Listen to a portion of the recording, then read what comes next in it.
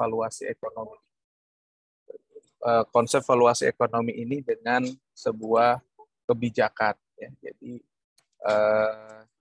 saya sangat berharap besar nih kepada teman-teman yang ada di STAN, khususnya yang ada di prodi penilaian, karena dengan adanya kalian ini nanti di DJKN tentu akan memberikan warna, ya, bukan di DJKN sekarang atau besok, tapi mungkin 5-10 tahun ke depan, ya, karena memang konsep penilaian sumber daya alam ini bagi negara kita itu mungkin baru 5 tahun ke belakang lah, 5-10 tahun ke belakang berkembang.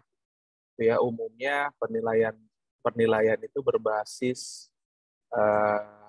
fisik saja gitu. Tapi padahal di dalam konsep kekayaan atau di dalam konsep sumber daya alam itu bukan hanya yang bersifat fisik, ya. Nah, ini nanti kita akan pelajari bersama-sama, ya, mengenai kira-kira implikasi dari kita belajar ini itu untuk apa sih, ya.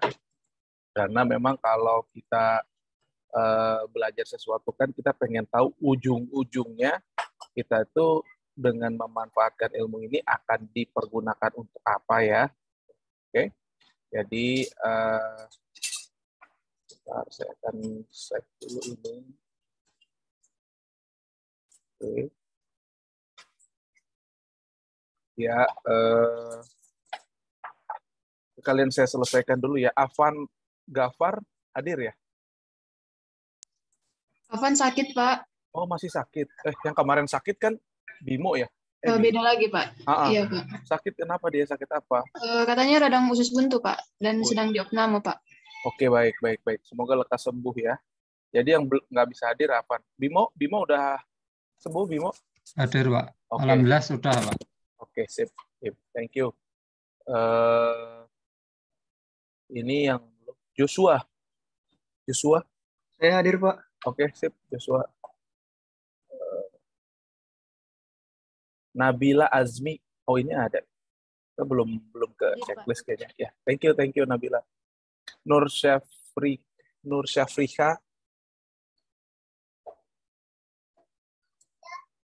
Nur Syafrika belum hadir ya? Sepertinya belum hadir, Pak. Belum hadir. Kami coba konfirmasi dulu. Boleh. Thank you. Sebastian Manuel. Hadir, Pak. Hadir. Oke, thank you. Vincent hadir. Tinggal 2, nanti nggak apa-apa. Kita lanjut dulu ya. Sebentar saya buka dulu bahan paparannya. Mudah-mudahan ini bisa terkejar efektif sampai 1 jam, gitu ya. Saya akan sebentar dulu. Oh, ini agak. Oke. Baik. Ya, saya akan share screen. Nih. Mudah-mudahan sudah terlihat di teman-teman semua. Sudah ya? Oke, baik. Baik, bismillahirrahmanirrahim. Hari ini kita akan berbicara tentang implikasi, ya. Implikasi itu adalah dampak atau hal-hal yang akan timbul dari sebuah kegiatan yang kita lakukan. Implikasinya apa, ya?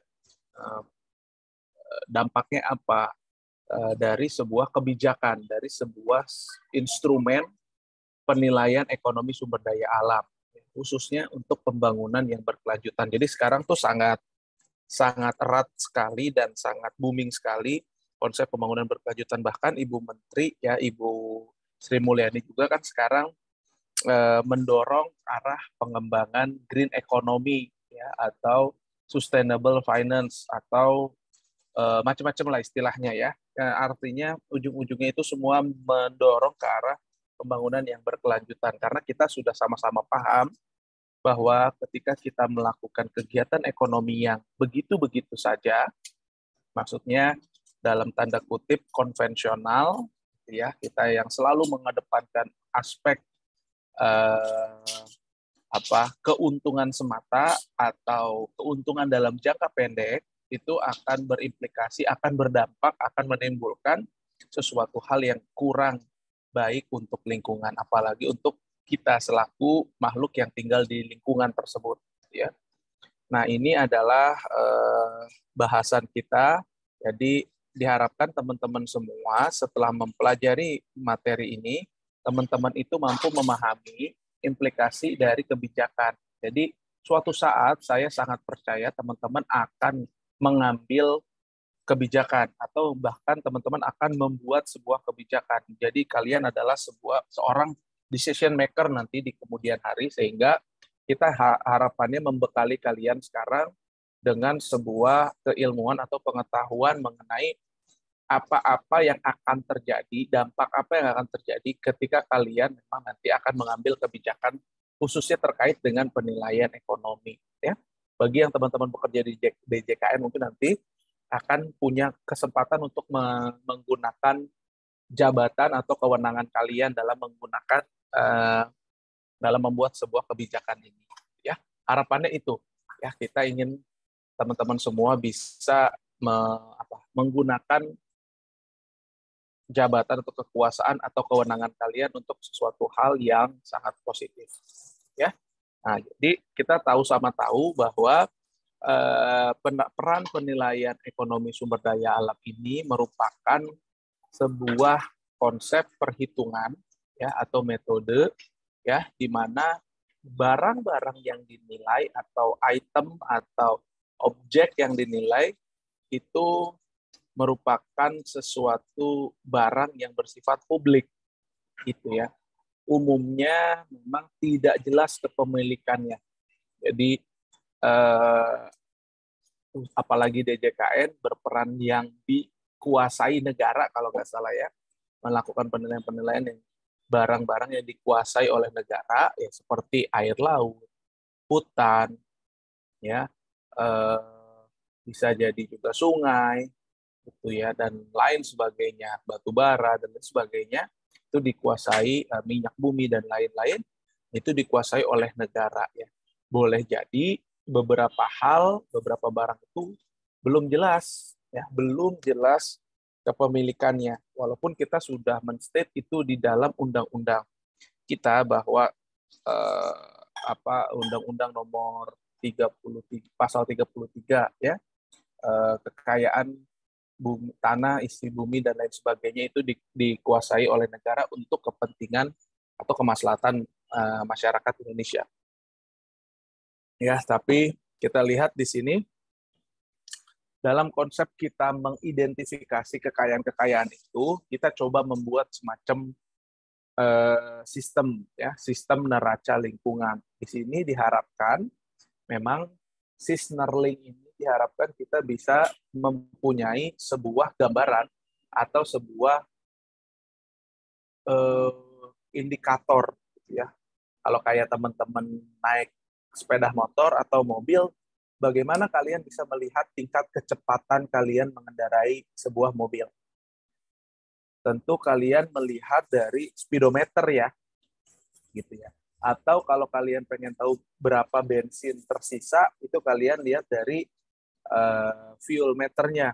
Di situ, oh ada bensin kita tinggal berapa persen lagi atau berapa banyak lagi.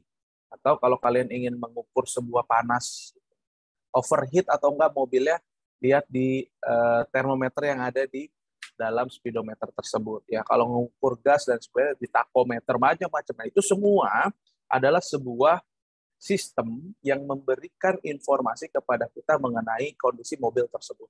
Nah, bagaimana dengan sistem yang menggambarkan kondisi lingkungan kita? Maka kita membuat namanya sistem neraca lingkungan. Ya, di sana digambarkan bagaimana gambaran lengkap terhadap kekayaan sumber daya alam kita. Jadi di situ saya ibaratkan kita tahu berapa banyak pohonnya, berapa banyak bensin tersisa, minyak tersisa, berapa banyak layanan sumber daya alam yang tersedia, ekosistemnya dari apa, dan lain sebagainya. Tentu tidak sesederhana penggambaran dari speedometer kendaraan bermotor. Tentu ini sangat-sangat kompleks. Namun, ini dapat menjadi sebuah dasar, dapat menjadi sebuah acuan untuk kita membuat kebijakan. Persis sama dengan Anda tadi mau melihat bensin di kendaraan Anda tentu akan membuat kebijakan apakah saya akan melanjutkan perjalanan ini atau saya harus menepi terlebih dahulu untuk mengisi bahan bakar saya. Nah, ini jadi konsep yang sama analoginya ketika kita membicarakan sistem neraca lingkungan, ya. Dengan demikian, ya, teman-teman semua diharapkan setelah mengetahui bahwa oke, kita punya cara menghitung berapa banyak sumber daya alam kita, dan ini dapat menjadi acuan untuk kita melakukan pemanfaatan, melakukan eksploitasi, melakukan istilahnya penuntutan kalaupun ya ada ganti rugi kerusakan lahan atau ganti rugi kerusakan sumber daya alam, itu menjadi sebuah dasar, ya. Jadi hasil estimasi penilaian ekonomi sumber daya alam dapat menjadi input, ya, dapat menjadi input bagi analisis biaya manfaat dari sebuah proyek atau menjadi input sebuah keputusan dalam membuat kebijakan pengelolaan sumber daya alam, atau juga dapat menjadi sebuah acuan penyusunan ganti rugi akibat kerusakan sumber daya alam yang terjadi. Jadi di sini kita bisa bercerita bahwa ketika kita mengetahui keilmuan penilaian sumber daya alam, ini kita bisa dimanfaatkan untuk pembuatan kebijakan khususnya yang terkait dengan menghitung nilai ekonomi dari alam tersebut, ya. Nah, yang kedua adalah kita tahu bahwa di sini penerimaan negara kita, ya, sumber daya alam ini sangat-sangat mensupport, sangat-sangat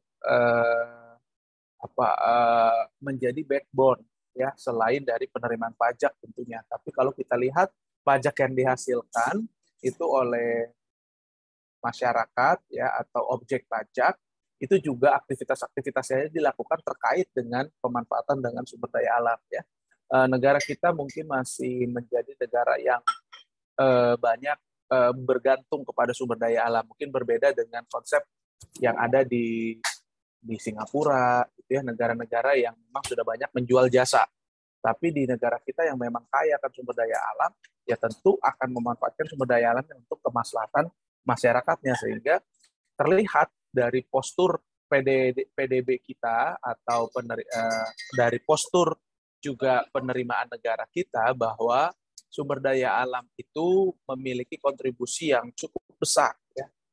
Bahkan di sini dicatat dari tahun 2019, mungkin ini perlu diupdate lagi, tapi bisa menjadi gambaran awal untuk kita lihat bahwa sumber daya alam menjadi sumber utama penerimaan negara bukan pajak, ya, dengan kontribusi sebesar 39,4% atau setara dengan 152 triliun. Ya. Bayangkan dari 386 triliun, sumber daya alam berkontribusi setengahnya.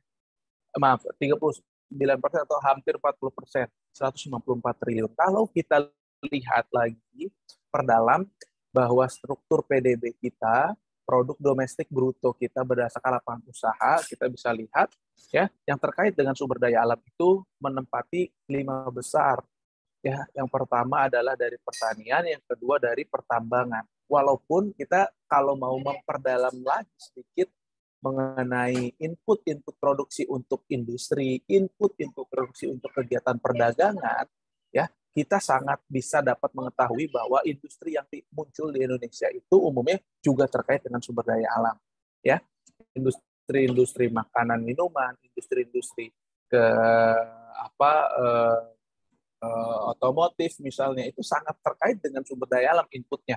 Tidak mungkin kalau tidak ada sumber daya alam, misalnya aluminium, tidak ada nikel, tidak ada tembaga, tidak ada emas, tidak ada aktivitas pemanfaatan batu-batuan untuk menghasilkan sebuah material-material industri. Itu sangat sulit, ya. Jadi artinya kita memahami bahwa sumber daya alam ini sangat-sangat penting bagi pembangunan ekonomi kita, ya. Namun di sisi lain ternyata pembangunan ini berimplikasi pada situasi yang tidak kita harapkan, ya, di mana ketika kita ingin memanfaatkan sumber daya alam tersebut dengan ya dengan hanya mempertimbangkan keuntungan sesaat, maka ini yang akan terjadi. Jadi kebetulan di sini ada peta yang menggambarkan pulau Kalimantan dari tahun 2050 sampai tahun 2020 ya, 1950 sampai 2020. Terlihat dari peta, kita lihat apa yang sangat berbeda adalah yang sangat berbeda mengenai tutupan lahannya. Semakin tahun lahan yang terbuka itu semakin besar ya, di mana warna coklat itu menggambarkan lahan yang sudah terbuka, artinya hutannya memang sudah dikonversi menjadi penggunaan lain. Apakah sama sekali tidak boleh? Bukan seperti itu pola pikirnya, ya. Jadi kita sangat boleh sekali, ya. Bahkan kita mungkin bisa dibilang wajib memanfaatkan kekayaan kita untuk kemaslahatan masyarakat. Tapi kita perlu mempertimbangkan juga apa yang kita lakukan, apakah menimbulkan dampak lanjutan atau berimplikasi pada tingkat kerusakan lingkungan, ya. Karena tingginya laju perubahan tata guna lahan yang dulunya hutan menjadi non-hutan, itu akan menimbulkan implikasi yang cukup besar. Kita tahu sekarang kalau dengar-dengar berita, banjir itu bukan hanya terjadi di Jakarta. Dulu waktu kecil, kita dengar yang banjir itu ya Jakarta. Daerah-daerah kayak Banjarbaru, daerah-daerah seperti Tanah Laut, gitu ya, di Kalimantan Selatan itu belum pernah saya dengar sekalipun terkena banjir. Bahkan 2015 saya datang ke sana pun belum terjadi banjir. Tapi memang eksploitasi terhadap batu bara di sana sudah sangat masif dan pembukaan perkebunan kelapa sawit. Dua sektor yang sangat mensupport atau menyokong PDB kita itu ternyata juga dapat menimbulkan implikasi kepada kerusakan lingkungan. Apa yang harus kita lakukan? Apa yang harus kita rubah selaku salah satu mungkin anak bangsa yang punya concern terhadap pembangunan berkelanjutan? Maka kita harus mempertimbangkan betul-betul pola pemanfaatan yang saat ini terjadi di negara kita, ya. Bukan berarti kita harus udah kita stop sawit, kita nggak perlu sawit gitu, nggak begitu juga logika berpikirnya, ya.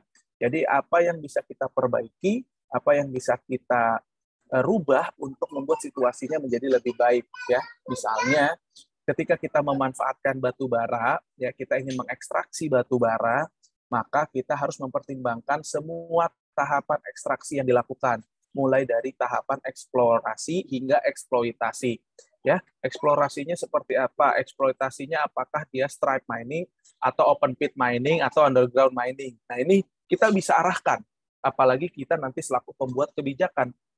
Ya, siapa tahu di dalam kelas ini satu saat teman-teman ada yang berperan sebagai menteri, bahkan mungkin jadi presiden yang punya kuasa untuk mengatur hal tersebut. Paling sederhana misalnya kalau kalian jadi menteri keuangan, kita tidak akan memberikan pembiayaan kepada perusahaan tambang yang masih menggunakan open pit mining, misalnya gitu. Ya, karena apa? Karena open pit mining terbukti menimbulkan kerusakan lingkungan. Kita mendorong harapannya para pengusaha batubara untuk menggunakan underground mining, misalnya. Ya, kita akan kasih pembiayaan.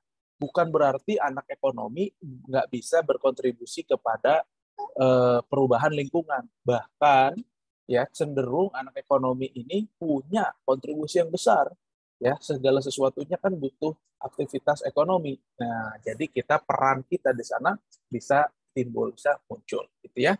Nah, di sini kalau kita lihat dari gambar, implikasi apa yang terjadi? Implikasinya adalah tentu pemanasan global.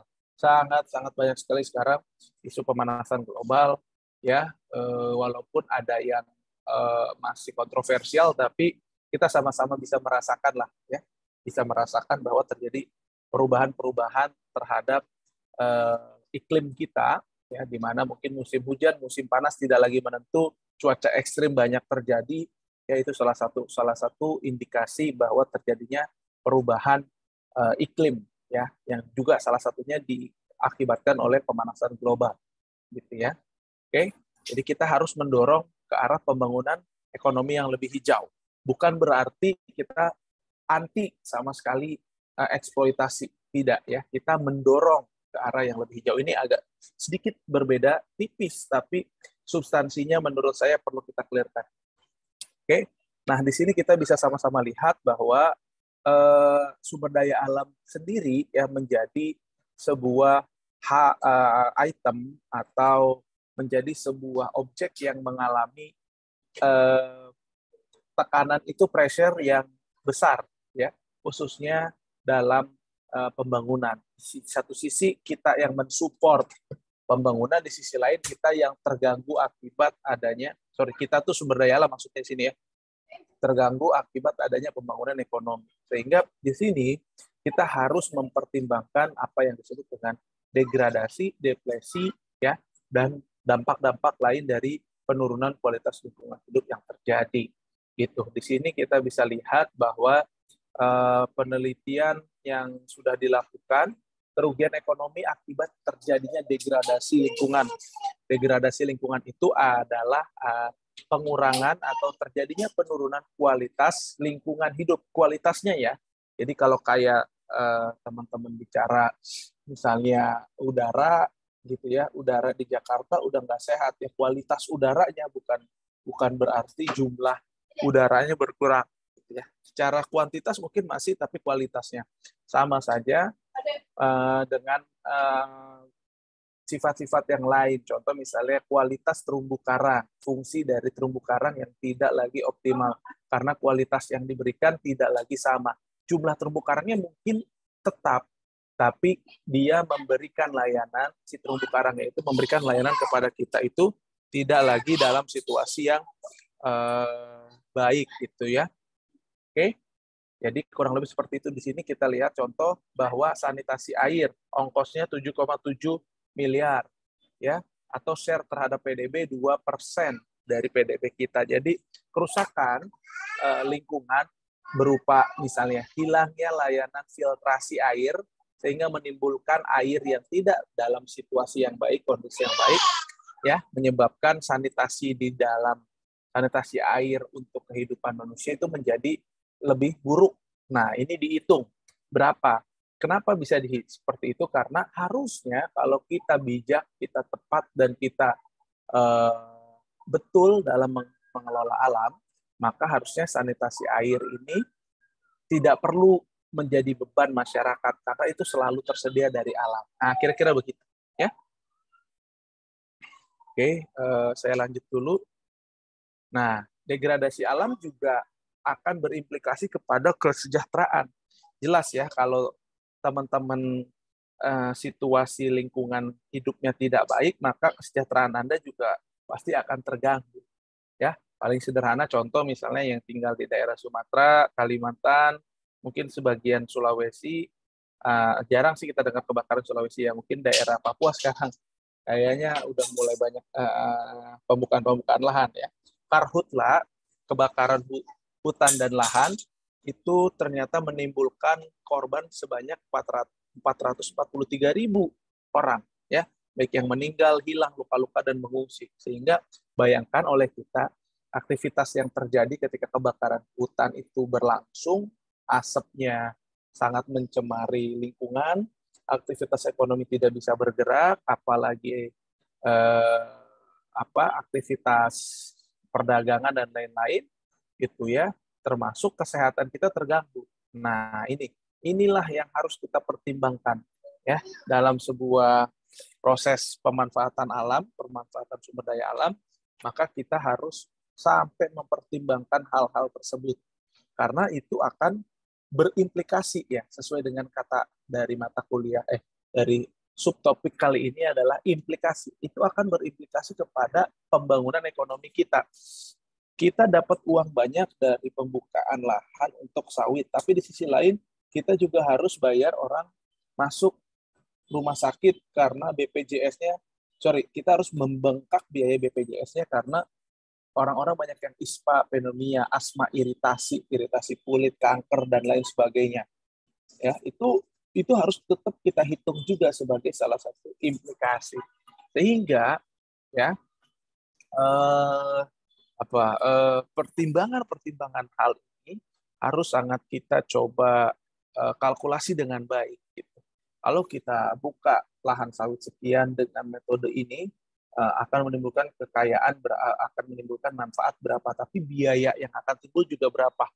Ya, biayanya apakah hanya dari perspektif berapa uang yang kita keluarkan dari kantong perusahaan, atau berapa banyak uang yang sebenarnya harus keluar dari berbagai macam kantong. Bisa dari masyarakat, bisa dari pemerintah, bisa dari BPJS-nya, dan lain sebagainya. Ya, ini. Sehingga ada anekdot gitu ya. Negara yang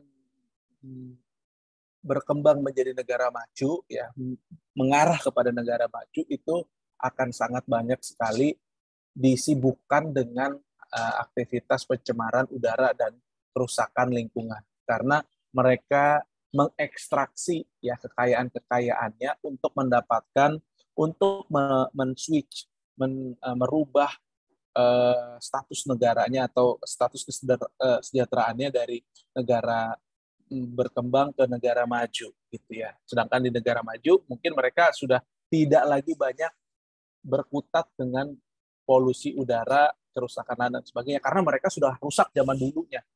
Waktu industri era industrialisasi mereka udah rusak gitu. Kalau sekarang mereka tinggal memperbaiki, bahkan mereka sudah punya kapital untuk itu. Nah, negara kita kan belum.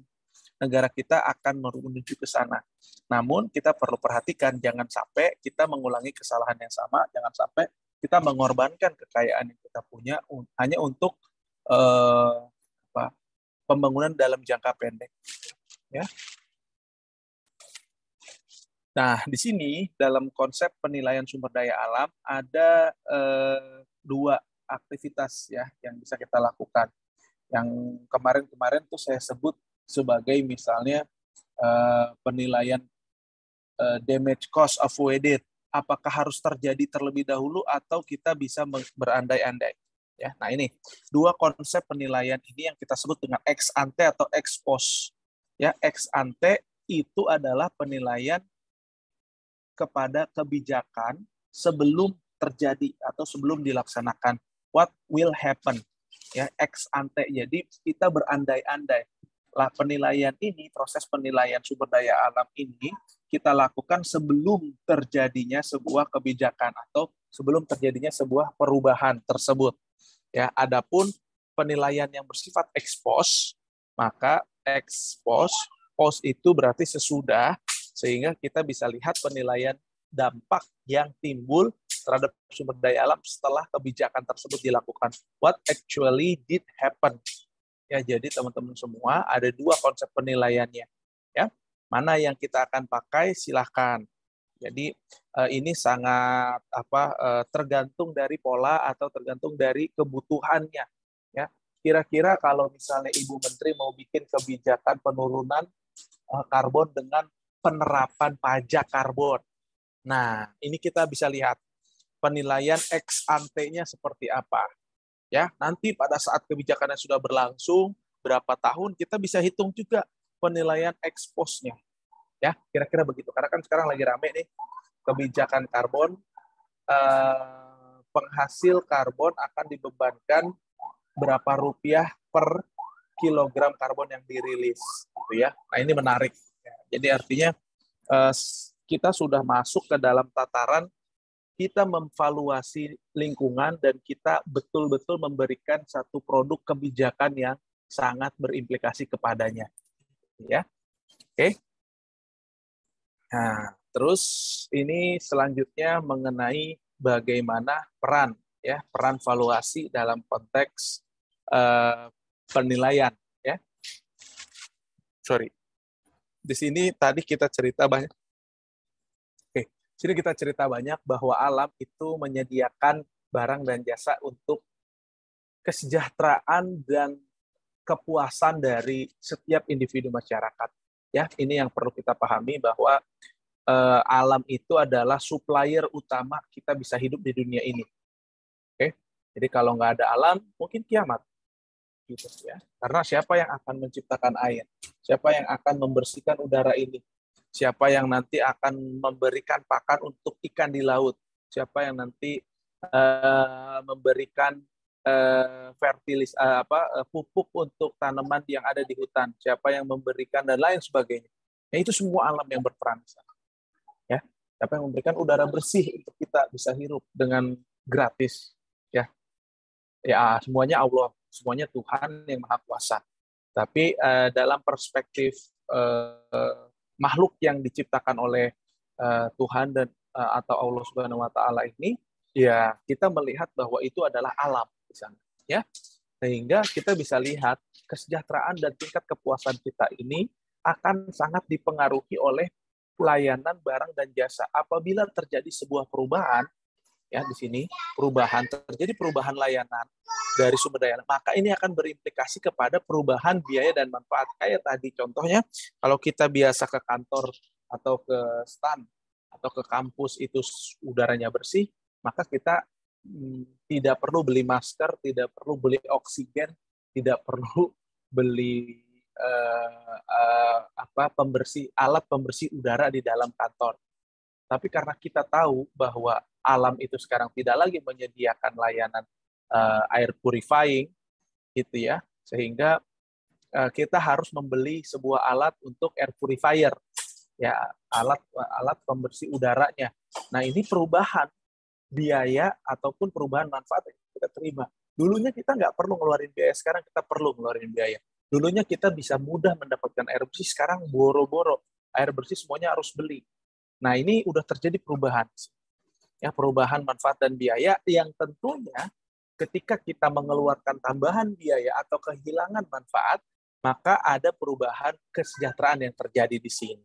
Ya, perubahan kesejahteraan ini bisa kita lihat ex ante sebelum ya terjadinya kebijakan, artinya kalau teman-teman sebagai seorang pembuat kebijakan atau sesudah, ya. Jadi konsep-konsep kita mengevaluasi kebijakan itu juga bisa digunakan sebuah peran valuasi atau penilaian sumber daya alam, ya. Tentu ketika terjadi sebuah perubahan manfaat dan biaya ini, kita selaku pembuat kebijakan atau kebijakan publik ini, ya, teman-teman kan akan ada di sebelah kiri nih, lebih banyak ya. Sepertinya akan ada di sebelah sini, di kolom yang kiri warna abu-abu ini, mengenai kebijakan publik, teman-teman harus memikirkan skenario intervensi kebijakan apa. Ya, tadi saya ambil satu contoh, Bu Menteri mau menerapkan pajak karbon sebagai ini sebenarnya, ya, sebagai salah satu upaya untuk mengurangi tingkat kerusakan terhadap barang dan jasa dari sumber daya alam. Kita nggak lagi bisa menahan laju industri. Kita sangat bergantung, bahkan kita mungkin industri menjadi lokomotif perekonomian kita. Tapi di sisi lain, alam ini menjadi tertekan oleh aktivitas industri. Tadi ya, kalau kita di slide nomor 2 atau nomor 3, kita sedikit membahas tentang ada alam itu menjadi objek yang paling tertekan, ya, yang mengalami pressure yang cukup tinggi dari aktivitas ekonomi yang kita lakukan, ya. Nah, itu untuk menyeimbangkan hal ini, meminimalisir perubahan untuk manfaat dan biaya yang dirasakan oleh masyarakat agar well-being mereka meningkat, maka perlu di sebuah intervensi kebijakan. Nah, itu ya kira-kira. Oke. Nah, ini teman-teman semua, misalnya kebijakan-kebijakan yang related dengan lingkungan itu bukan hanya dikeluarkan, sekali lagi, bukan hanya dikeluarkan oleh Kementerian Teknis atau Kementerian dan lembaga teknis. Ya, tentu Kementerian Keuangan, apalagi teman-teman yang ada di DJKN sangat punya peran untuk hal tersebut. Ya, oke. Saya next dulu ya. Di sini penilaian ex ante atau ex post memang didasarkan pada satu premis, satu dasar pemikiran yang sama, bahwa akan terjadi perubahan terhadap layanan barang dan jasa, yang tentu perubahan layanan barang dan jasa itu akan merubah kesejahteraan dan tingkat kepuasan individu, gitu ya, dari masyarakat yang kita akan layani atau masyarakat yang menjadi aktor utama yang akan kita puaskan, kira-kira begitu, ya. Di sini kebijakan publik itu juga bisa saja menimbulkan dampak negatif terhadap sumber daya alam, ya. Misalnya kita membuka ada kebijakan untuk melakukan kegiatan konversi atau gini, food estate. Nah, misalnya ya, food estate, ada kebijakan food estate. Satu sisi itu sangat penting sekali untuk ketahanan pangan kita. Tapi di sisi lain kita perlu hati-hati ketika membuka atau membuat lahan food estate di lahan-lahan yang konservasi, itu sangat-sangat kita perlu perhatikan karena layanan sumber daya alamnya mungkin juga akan hilang. Oke, damage assessment atau penilaian kerusakan ini menjadi salah satu proses yang bisa kita lakukan juga ketika kita memikirkan dalam hal pembuatan kebijakan, ya. Jadi kalau ex ante itu sifatnya kemungkinan banyak kita melakukan teknik-teknik valuasi. Kalau ex post itu memang kita memanfaatkan damage assessment, penilaian kerusakan. Ya, secara prinsip hampir sama. Ya, secara prinsip hampir sama karena memang damage assessment ini juga memanfaatkan metode-metode yang ada di dalam valuasi ekonomi. Kira-kira begitu. Ya. Nah, ini adalah teknik-teknik ya valuasi dalam rangka melakukan penilaian kerusakan sumber daya alam. Ini bisa kita pakai juga sebagai sebuah teknik valuasi ex ante apabila kita ingin mempertimbangkan merubah sebuah kawasan menjadi kawasan yang lain. Contoh misalnya teman-teman dari DJKN diminta untuk menghitung berapa sih kekayaan negara Indonesia dari sebuah taman nasional. Taman nasional itu pengelolaannya oleh negara, dikuasai oleh negara. Berapa kekayaannya?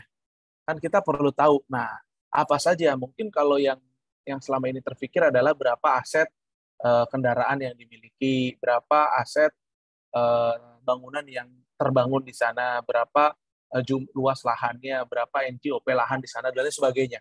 Misalnya seperti itu. Tapi kita sama-sama tahu bahwa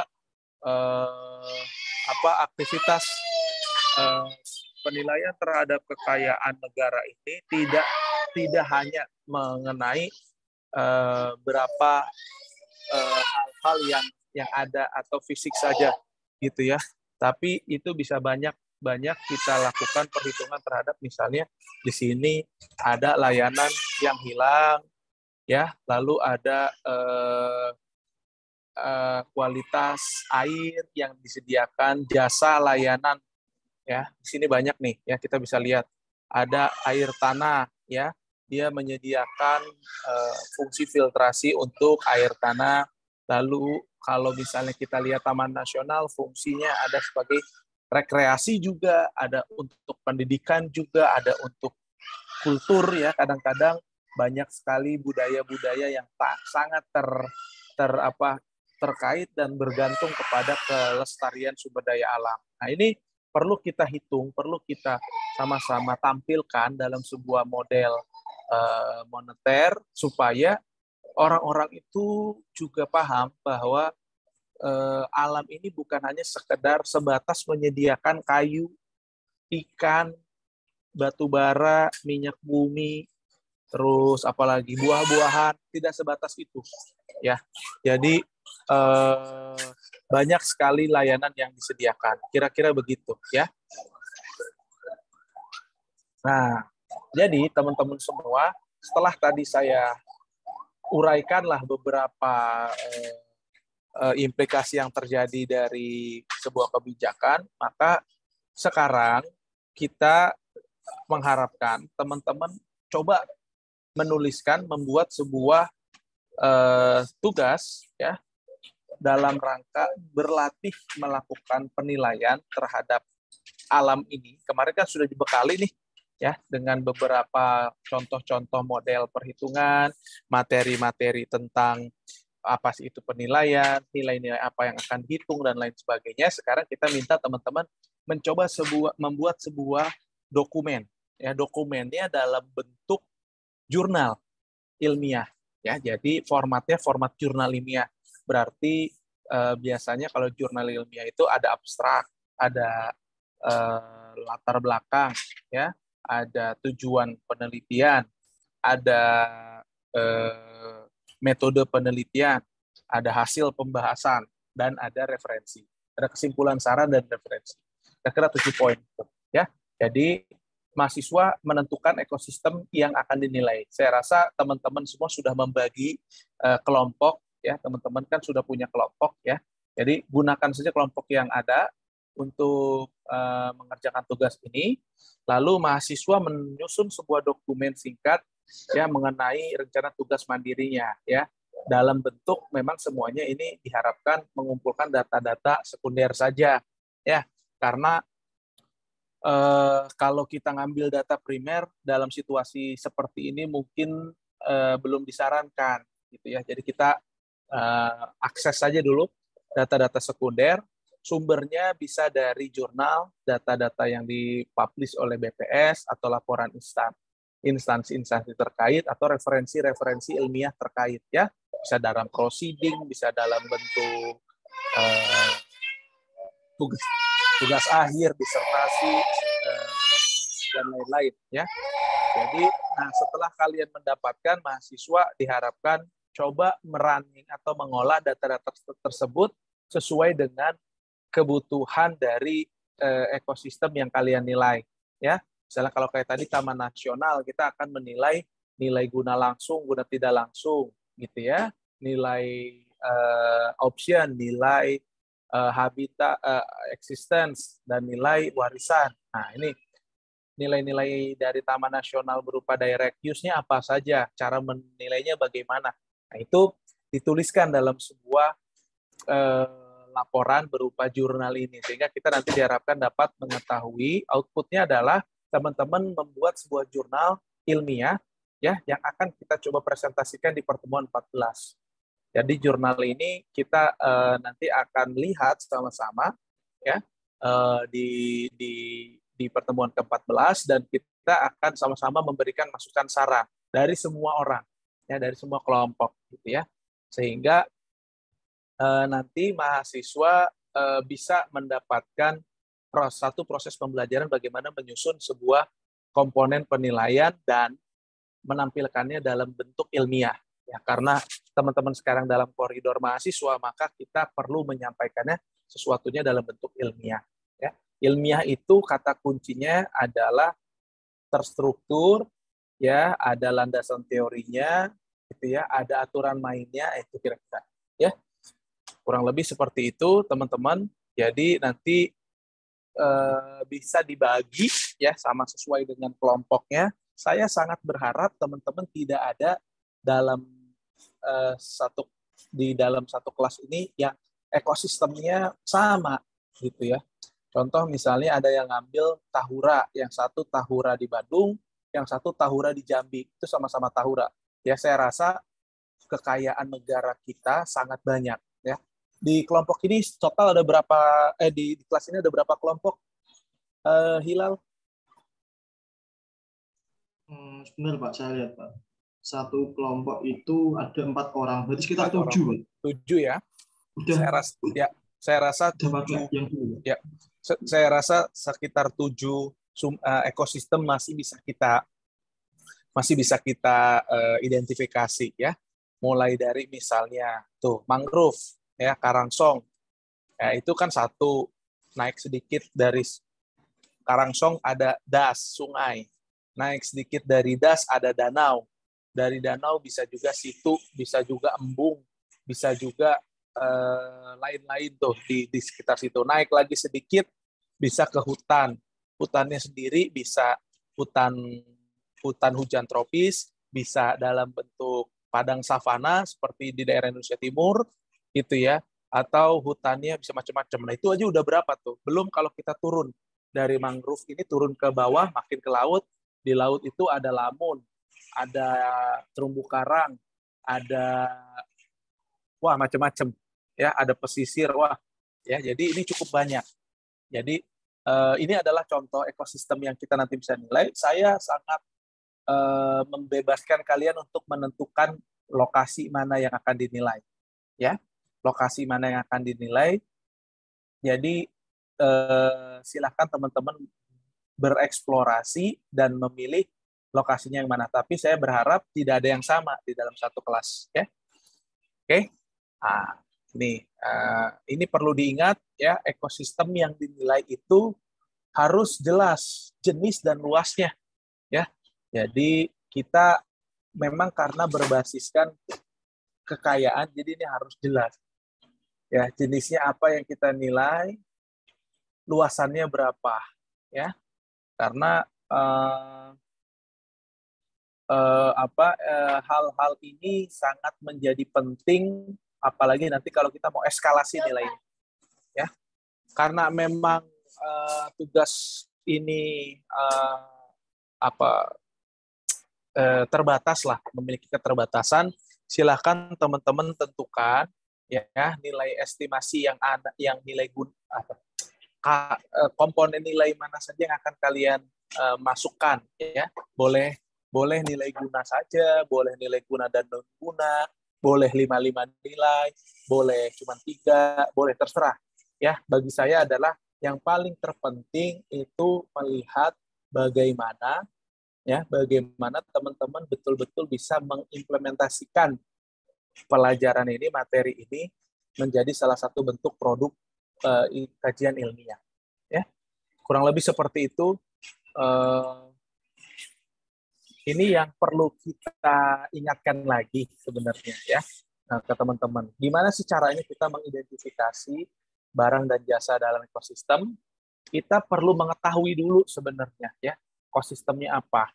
Ya, dengan bagaimana cara kita mengetahui, tentu kita melakukan penelusuran informasi melalui literatur, ya, buku, jurnal, atau website dan lain sebagainya sekarang, ya, di sana. Kalau kita punya akses untuk bertanya kepada instansi atau pihak yang mengelola, itu akan sangat lebih baik.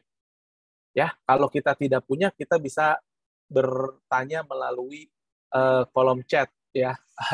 Maksudnya bisa biasanya di beberapa layanan website ada kolom interaktifnya, ya. Kalau memang pun tidak ada, ya sudah, berarti kita hanya berbasis kepada informasi literatur, ya. Atau kita juga bisa, kalaupun punya kenalan, punya jejaring, punya apa, kita mengeksplorasi kepada pemanfaat di daerah SDA-nya, ya. Contoh misalnya kalau saya mau nilai kebun raya Bogor, ya saya kan tinggalnya di Bogor, gitu ya. Masa iya saya nggak punya gambaran mengenai pemanfaat yang ada di Bogor mengenai kebun raya, ya kan nggak mungkin, gitu ya, kira-kira.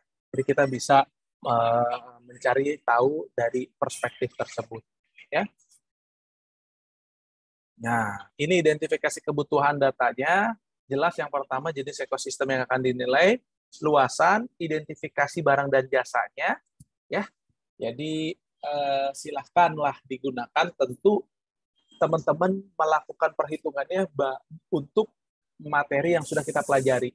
Karena kan kita masih baru berbasis pasar, ya. Maka kita akan dekatinya dalam perspektif ini, ya. Semua barang dan jasa yang ada akan tetapi penilaian hanya mencakup nilai guna langsung, ya, dan tidak langsung. Yang diketahui dari harga pasar, market base. Jadi teman-teman semua menghitung dari nilai guna langsung dan tidak langsung saja, ya, dengan menggunakan metode market base. Yang kita lakukan bisa lewat productivity ataupun yang bisa berbasis dengan cost base, ya, bisa jadi damage cost avoided, replacement cost, dan lain-lain, ya. Lalu selanjutnya jumlah pemanfaat dan masing-masing ekosistem tersebut. Karena kita akan mengeskalasi atau menghitung secara total berapa sih nilai ekosistem tersebut, ya, dari jumlah pemanfaatnya. Dan yang terakhir, kalaupun kita menggunakan cost base dalam perspektif ada replacement cost, maka kita menggunakan biaya pengganti untuk penyediaan artificialnya, ya. Oke.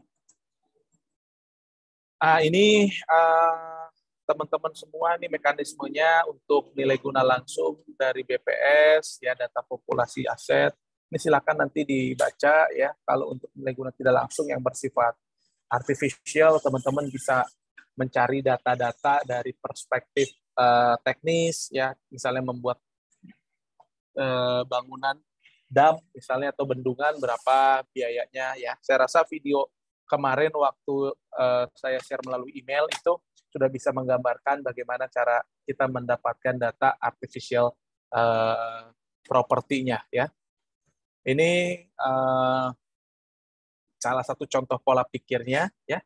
Pertama, tujuannya mengestimasi nilai guna dari keberadaan mangrove, identifikasi jenis sumber daya alamnya, ya barang dan jasa. Yang pertama, produksi belanak. Produksi belanak itu ikan, ya. Produksi kerang, produksi kepiting, produksi sirup. Sirup itu berarti menggunakan bahan baku dari mangrove-nya. Ya, sirup mangrove itu ada biaya menangkap ikan belanak, biaya untuk membuat sirup, ya harga ikan di pasar karena ini dia pakai unit trend nih kemungkinan ya harga ikan di pasar harga pasar untuk ikan belanak, harga pasar untuk kerang, harga pasar untuk kepiting, harga pasar untuk sirup ya. Nah, ini biaya pembuatan untuk pemecah gelombang, berarti dia menghitung nilai guna langsung dan nilai guna tidak langsung ya. Oke, nilai biodiversitas, nilai panjang pantai untuk pemecah ombak, berarti berapa panjang si mangrove itu berada di pesisir pantai ya, karena kita akan menduga berapa luasan bangunan pemecah gelombang yang harus kita siapkan ya. Nah, ini jenis datanya data-data primer sekunder. Kalau memang kita masih bisa mewawancarai nelayan akan syukur, tapi saya pribadi tidak menyarankan dalam situasi ini, gitu ya. Waktunya juga sangat mepet. Gunakan saja data-data sekunder. Oke. Nah, setelah itu cukup ya. Jadi setelah ini teman-teman semua bisa langsung bekerja secara mandiri, ya, membagi diri dengan kelompoknya untuk bisa mulai mengidentifikasi mulai mengidentifikasi ini ya, ekosistem apa yang akan dinilai, jenis dari aset sumber daya alam apa yang akan dinilai, direct use-nya apa, indirect use-nya apa ya. Setelah itu identifikasi sumber-sumber datanya dari mana. Oke, kalau kayak dilihat tadi di sini nih, lihat ya. Contohnya kalau kita mau menghitung taman nasional, kita bisa pakai nilai rekreasi. Nah, rekreasi bisa pakai apa nih? Kalau misalnya ada, kalau kita nggak tahu, kita nilainya dari apa taman nasionalnya? Direct use-nya aja. Dia menghasilkan apa? Gitu ya. Taman nasional nggak boleh diapa-apain, Pak. Oke, betul. Jadi dia nggak bisa diambil kayunya, berarti tidak ada nilai kayu di sana. Oke, betul. Misalnya gitu ya. Dia menghasilkan penyerapan karbon. Oke, berapa karbon yang aktual dia serap? Berarti kan itu indirect use-nya. Ya, kira-kira seperti itu teman-teman. Ada yang mau ditanyakan dulu nggak? Saya persilakan. Pak, ini nanti outputnya per kelompok satu kan, Pak? Satu, betul. Satu kelompok cukup satu saja. Ya, jadi kita basisnya adalah pengerjaan kelompok. Jadi teman-teman semua satu kelompok buatnya jurnalnya satu. Jadi kalau kita lihat nama jurnal kan biasanya ada Hilal, Delilah, Alfira, Yusandanu. Nah, mahasiswa PKN STAN jurusan apa-apa-apa gitu kan. Tuh. Cukup satu saja. Satu kelompok satu. Ada lagi?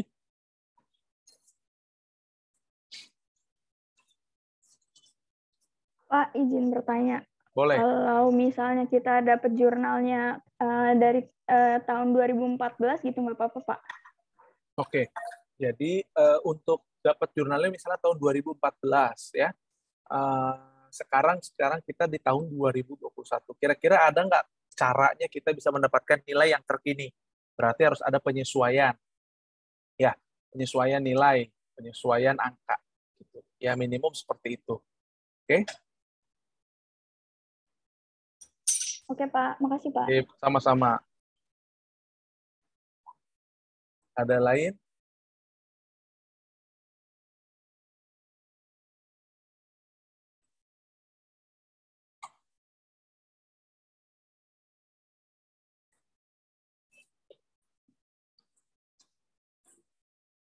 Ada lain yang mau ditanyakan? Oh ya, untuk minggu depan minggu ke-13 kita akan memanfaatkan untuk waktu pengerjaan ya. Jadi mungkin saya akan membuka Zoom sebentar, kalau ada hal-hal yang ingin ditanyakan di dalam pengerjaannya kita bisa diskusi sama-sama, tapi kalau tidak ada kita mungkin manfaatkan kolom chat di WhatsApp ya, di WhatsApp untuk bisa berdiskusi. Kira-kira Pak, saya sulit untuk mengerjakan ini, solusinya gimana dan lain sebagainya. Itu silakan dimanfaatkan. Jadi mulai dari sekarang sampai nanti pertemuan ke-14, tolong bisa waktunya dimanfaatkan untuk pembuatan jurnal ilmiah ini. Ya, saya sih tidak berharap teman-teman semua hanya ngambil dari satu jurnal gitu ya, terus kita package ulang gitu ya, karena itu menyalahi aturan keilmiahan ya. Jadi kalaupun kita mau ya kita harus mensitasi dan kita memparafrasekan gitu ya. Memparafrasekan itu menuliskan dalam bahasa dan dalam pemahaman kita ya. Kira-kira begitu ya. Jadi kalau tadi kita ada Pak, saya jurnalnya tentang Taman Nasional Gunung Gede Pangrango, tapi dia tahunnya 2014 tadi, ya boleh, itu jadi salah satu acuan. Misalnya kita acuan untuk nilai guna langsungnya, dia menghitung nilai guna langsungnya dengan cara market price dengan metode ini. Tapi ketika kita yang melakukan perhitungannya sendiri sekarang, kita mengambil sumber datanya dari si ini ya, kita mengambil, sehingga ada perbedaan tentunya antara yang dilakukan oleh sumber kita yang kita sitasi dengan yang kita sendiri lakukan. Kira-kira begitu ya. Oke, sudah cukup paham? Teman-teman? Kalau sudah cukup, kalau tidak ada yang ingin ditanyakan lagi, saya akan akhiri sesi pertemuan kali ini, dan silakan teman-teman langsung melanjutkan dengan melakukan kerja mandiri ya, kerja mandiri secara kelompok gitu ya. Silakan teman-teman melakukan kerja mandiri secara kelompok untuk mendiskusikan hal tadi. Harapannya bisa dimanfaatkan dengan baik nih 2 minggu waktu ini untuk kalian mengerjakan, karena di minggu ke-14 kita langsung presentasi dan langsung dilakukan penilaian ya. Oke, nanti masing-masing teknisnya di minggu 14 setiap kelompok ada 7 kelompok. Kelompok 1 akan presentasi, kelompok 2 akan memberikan respon. Wajib memberikan respon. Kelompok 2 presentasi, kelompok 3 wajib memberikan respon. Artinya menyikapi hasil tulisannya ya. Begitu terus sampai nanti kelompok 7 berarti balik ke kelompok 1 ya. Sehingga semuanya bisa mempunyai masukan, saran, dan mencoba menjadi seorang reviewer, menjadi seorang penilai ya, penilai untuk jurnal yang sudah dibuat. Kira-kira begitu ya. Ada yang mau ditanyakan lagi? Pak, izin bertanya.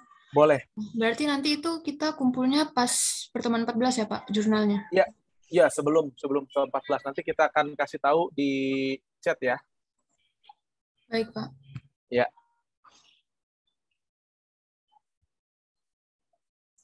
Sip.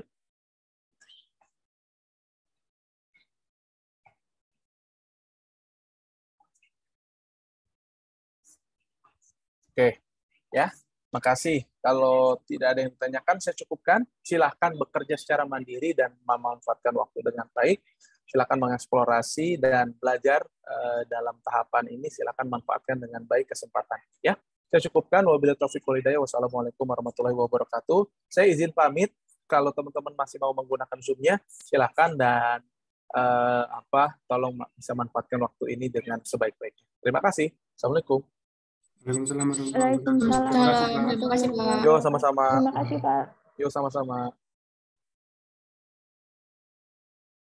Bikin breakout room aja lah kalau mau. Pakai aja nggak apa Zoom-nya. Bikin sekarang. Ini ada 2 yang nggak ikut siapa? Bebas sih teman-teman, mau gimana? Mau sekarang apa mau bikin room sendiri-sendiri? Ada yang mau respon?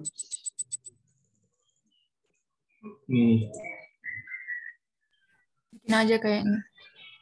Gimana Del? Bikin aja, nanti kalau tergantung kelompoknya lagi. Kalau misalkan mau kerja ya kerja aja. Kalau enggak ya gak usah. Oke, boleh.